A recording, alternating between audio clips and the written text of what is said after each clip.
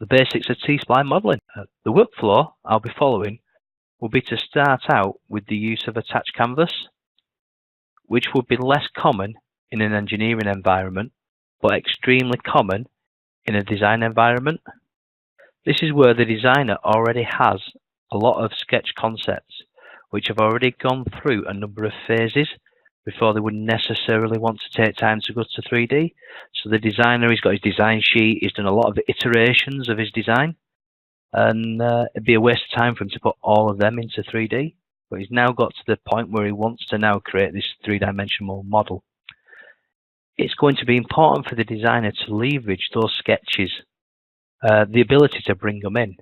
In Fusion 360 terms, it's what we call an attached canvas, which will be just an image file that we are not only able to put in as a backdrop, but we'll be able to properly size.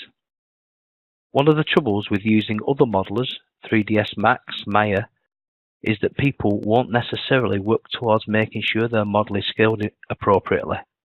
In Fusion 360, using the attached canvas, we can make sure that the model is the right size before we start developing 3D. The next phase, once we have that canvas, will be to create a form. The form within Fusion 360 is a step away from the typical parametric monitoring every feature. You'll see that there is even a warning when we start to create our form about the history, and we will talk about that more in a second. Then once you have that initial form, the whole subdivisional concept is about creating a basic shape. And as you need to add detail, being able to subdivide the surfaces, to sharpen edges, to add more fine detail to it, but you don't want to have a high number of faces, because this is not only makes the editing process more time consuming, but it can also start to limit the flexibility.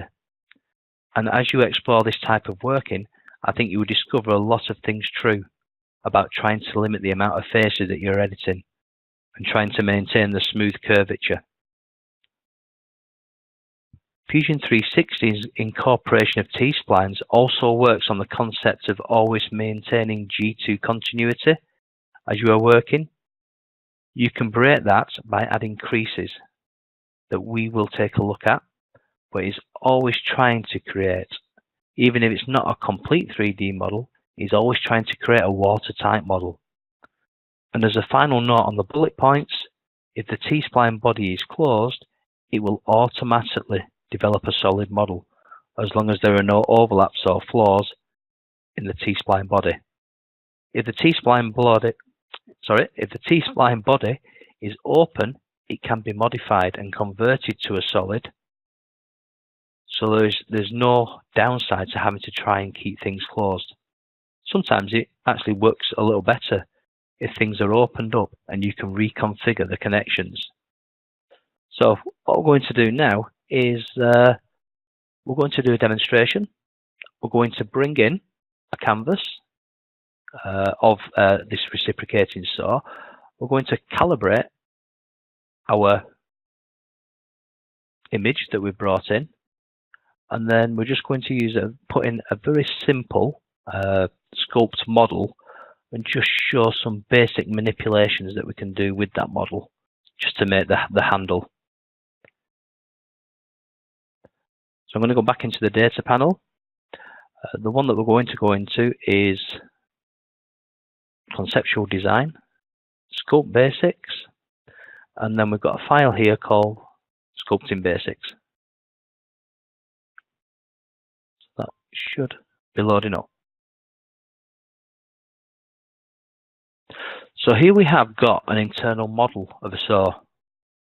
This is what this actual saw is what we're going to be working with over the next couple of days, even down to the cam thing on tomorrow afternoon. We'll still be using this particular design set. We have an image. So if I was opening there, we actually have an image that we've got. Now, one thing you can't do is import to the canvas your image from the projects. So it's got to be on your hard drive. So what I've done, I've actually downloaded it already to my hard drive. So I've got it in a folder there. Up in the toolbar, we have Insert. There you go. If I click on that, there's a few options. If I go Attach Canvas, and now what it's doing, it's going to ask me now, where do I want this, first of all, attach as being attached to. And you can see it's the origin planes have highlighted. At the moment, they're looking very small, these planes. One little tip, if you actually zoom out, you can actually easier select these faces, or you can actually go up to and select them from the browser at the side. So if I click on the XY plane, then in my box here, select image, and the image is that one that I wanted, so the saw, and click up. If I go onto my front face now, you'll see that my image has come in quite small. Now, in Fusion yourself, you're going to see these manipulators quite a lot. So we've got these manipulators, and what they will do, these manipulators, easily move it backwards and forwards in the X direction or in the Y direction. We've also got the square is actually a planar move. Now this will move it in X and Y, and is a drag. We have an angle manipulator, so we can change the angle of our image. What you'll also notice in the dialog box at the side, you can see that as we move our manipulator, we've also got the dialog there, so we can make that more finite. So if you wanted 11.5, you could type that in and it would make it more accurate a movement. We also have a scale in the X and Y plane there, so if I click on that, it will scale up and down the size of my model. And I've also got options to flip it vertically, horizontally, and if I change the angle back to 0, and move that back, change that to 0. Oops.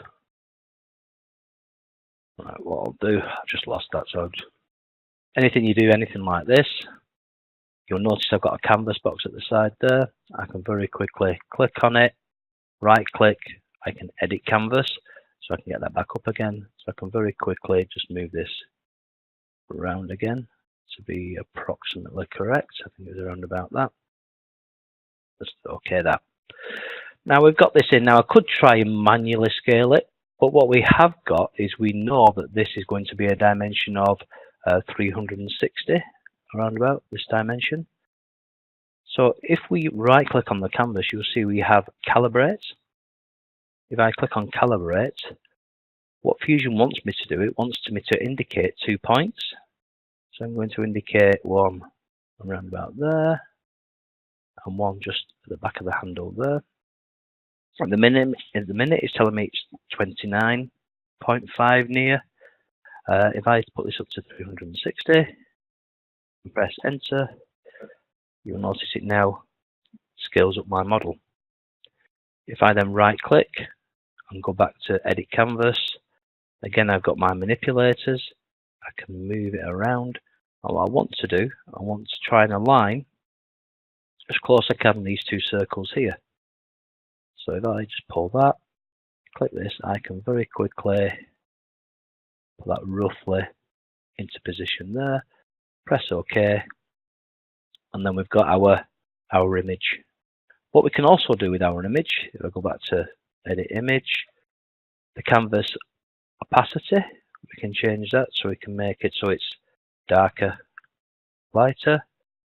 We can actually have it so it doesn't display through the canvas, through the model that's there. If we put the tick in, it displays through. So we can change that, the visibility in there. And if we wanted to change the visibility of our canvas, again, just by clicking on the light bulb icon at the side of it in the browser, we can turn it on or turn it off. If we look at it, you'll see that that canvas is actually sitting on the work plane, on the XY work plane, which is approximately halfway through our model. Our model is actually slightly offset, but for what we're doing, this is perfect for us. So what I want to do now is start to create a simple form. Up in the menus, you will notice I'm in the model workspace at the moment. If I come across, I've got a create form icon. If I click on that, you get an info box. It's telling us we're going to be moving into the Sculpt environment. The reason it gives this is because when you start a form in the Sculpt environment, you see it adds the icon to be able to return to this form and modify it. So back down here, down in the timeline, you'll notice we've got the form icon appearing. But what happens now, once we're in this Sculpt environment, it doesn't track the individual changes, the features, the modifications like we do, like we're in the normal when we're in the model space. So as you're making changes or creating form bodies, it will not track along the timeline. Because as we work through the day, you'll see all the different adjustments that we make, which will make it for a very large timeline and make it very difficult to monitor. So whilst you are in editing the form and in the Sculpt workspace, individual feature tracking is turned off. When you come out of the Sculpt environment, any further features you add in model space will be tracked. For example, once you've done your casing, if you add a hole to it, that hole icon will be added into the timeline later on. Now we're in the Sculpt environment, you'll see the menus on the top bar have changed. So if I go OK, you'll see all the menu sets have now changed. You can see the create pull down here. We've got quite a few different primitives. So we've got box, plane, cylinder, sphere, etc. going down. We've also got a modify box. We've got options to set up symmetry. We've got some utility menus, and we've also got a sketch menu as well within the Sculpt environment. So as well as the ability to work from sketches, you can use sketches inside the Sculpt workspace. You can see there is even a sketch toolbar inside it. There's also a modify pull down just like in the model workspace, but the commands here are specific to the Sculpt workflow. So you can see we're not trying to use typical solid modeling tools like loft, sweep, etc. to try and build this shape. We're trying to use features and approaches that are specific to this type of modeling to take advantage of it. So when you're looking down here, all these modify tools are different than what we would find in the model workspace. Symmetry is also a big thing. So if you're trying to create both sides of an object, although as you see in these initial steps, we will really start by just focusing on one side, and we'll take the advantage of being able to mirror an object and create inherent symmetry and build out from there. There are also some great utilities in the utilities menu, like being able to convert brep to a T-spline. So now we're going to create a cylinder primitive. So first of all, I'm going to spin round to the back end of it, and I'm going to create a cylinder primitive. So just like before, it's asking me on what work plane I want to click on. So I'll start on this one. I want to make sure that I've got my snap to grid on because I want to start my cylinder on this center line here. And what I want to do, I'm just going to do it off the model at the moment so you can see what we're doing. So I'm going to click to the center, and as I start dragging out, you can see there I'm getting a dimension dialog box, and I'm going to put that to a dimension of 30 millimeters. And if I just tab out of that a minute, if I now spin around, you see it's actually just moved as I move the mouse. So let's turn that back to 30. There.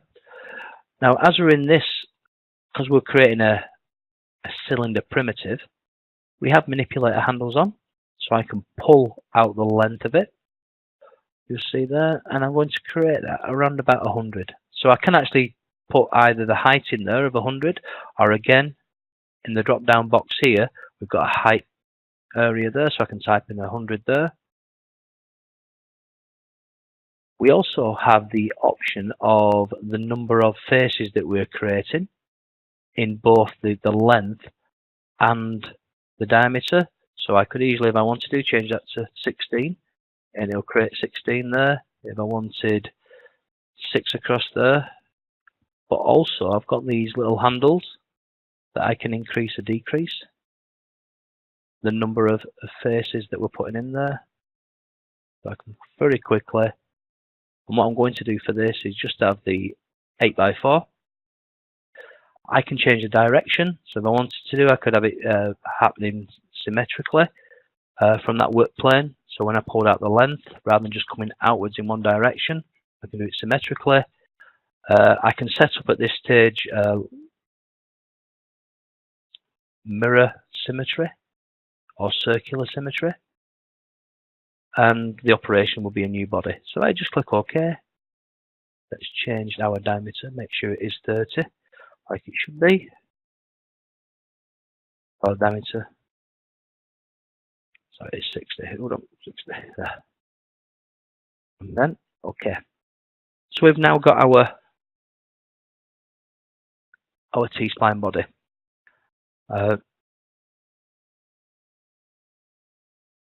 It's one of these, like I've said, the less faces we can have at this stage, the better and smoother our model design will be.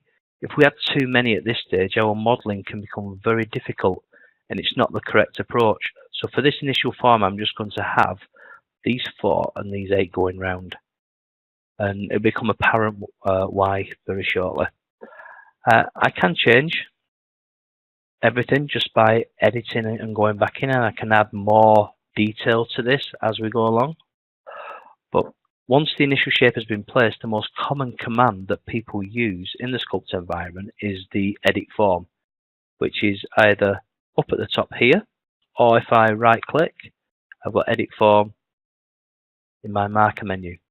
How edit form works is, edit form has the ability to rotate, translate and scale entities on the T-spline body. So what the T-spline body's got, we've got faces, we've got edges, and we've got vertices, and all are selectable. And you'll notice that whilst we're in the modify edit dialog box, we get these manipulator handles again that we used to. So what we've got there is I can multiple select.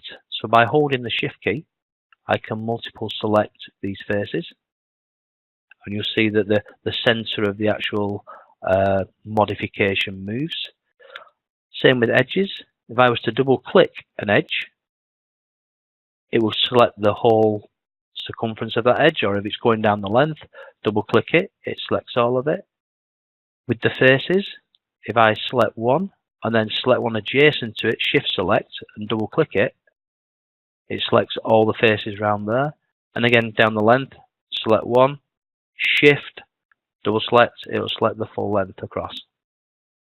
If I was to hover over just one face and double click, it will select the whole body in there. The arrows, so if I just select one face, the arrows here allow you to just translate in one direction only. So that one there is just pulling us in the X direction. You see how all the other bodies are like stretching. I always like to, when I'm talking with students, it's like pulling clay or plasticine. I can pull that up, you know, so I can translate in all 3 dimensions with that. Again, there is no, if you look down at the timeline, there is nothing that's been recorded on this.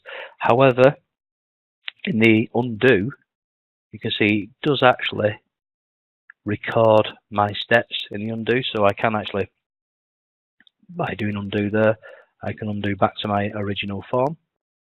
The squares, these do in a planar, so picking this one, I can manipulate my body in the Y and X axis, up and across, that way. This one is the ZX, and this one is the ZY. So you can see that there's quite a lot of manipulation that we can do with them. If I just move on to my front view, just to show you these. The flat edges there, these are scaling, but only scaling in one particular direction. So that is scaling in the X direction. This one will scale in the Y direction. If I was to manipulate my view around, there's another one for the Z direction. And the corner one that you select there actually does in both Y and X on this particular one, scaling up and down. And the actual point in the middle will actually scale in all directions. So that point in the middle. And again, we have the manipulation tool here that we can actually spin it round. So we can change and spin that around. Okay, there. Again, every one of these that we've done, you see we find in the step there. So I'll just quickly undo all them. So that's our model. That's our modification. We're also looking at the edit form dialog box here. We've got the selection set, so that's just telling us the number that we've actually selected. So one face.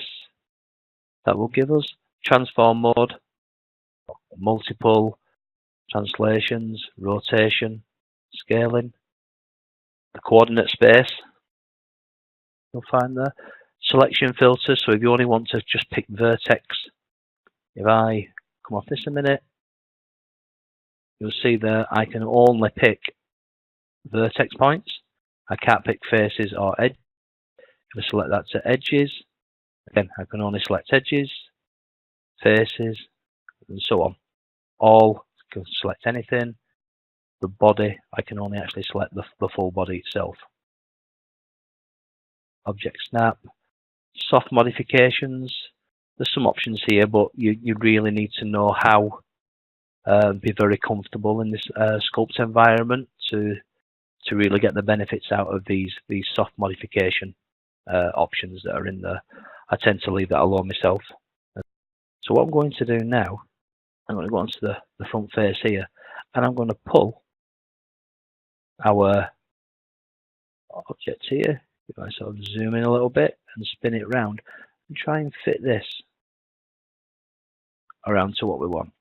Now that actually looks as though it's increased in size from what it was originally intended with the modifications that I've made. You can see very quickly I'm just putting this roughly in position. I might just scale it down just a touch further. And then as we're working here, I can now select, take this off bodies, just onto all. I'm just going to select that edge there, and then moving these manipulators, I can now start pulling this out.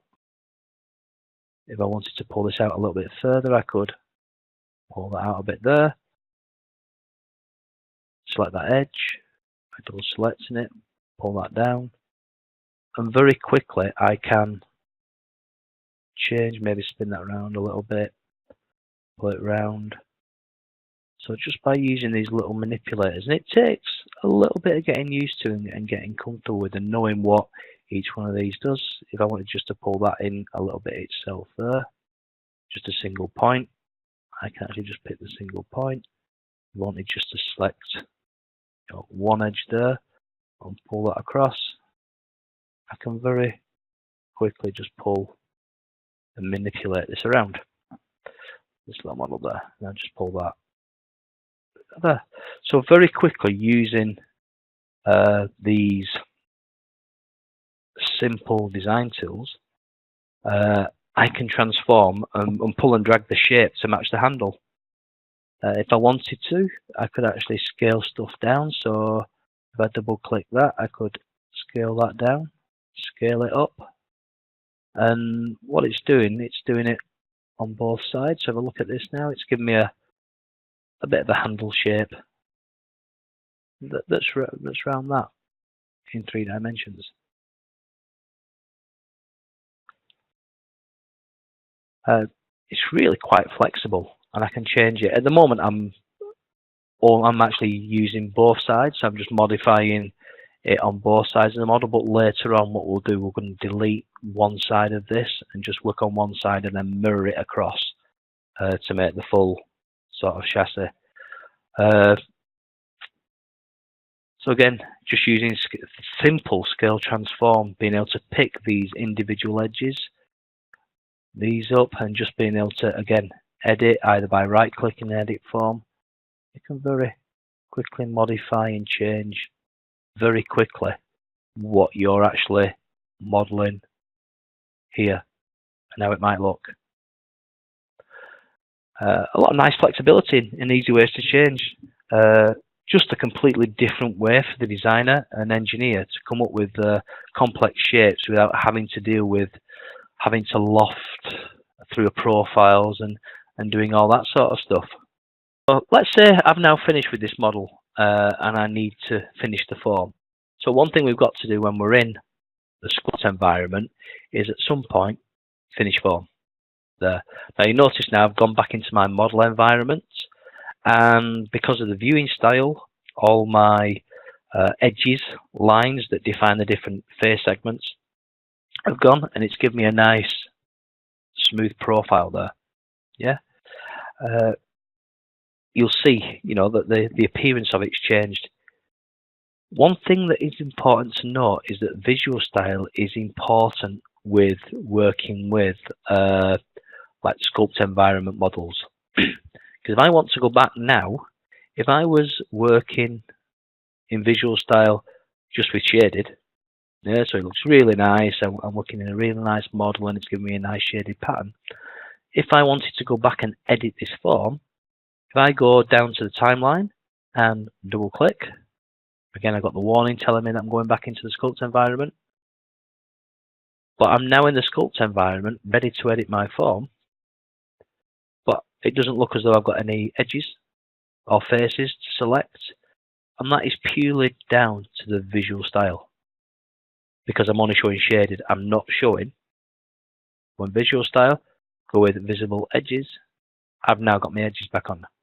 So when you're working with students and with individuals, and they're going from the Sculpt environment to the render environment to the model environment, if they're flipping from one to the other, if they get the visual style wrong in that Sculpt environment, they might be starting asking questions like, where's all my lines gone, where's my faces gone? And so it's good practice to have that shaded with visible edges on, and that's really the basics of creating a sculpt shaped. So what we're going to do now is I'll just cancel that. I now go back to. We're going to look now at modifying and refining our design.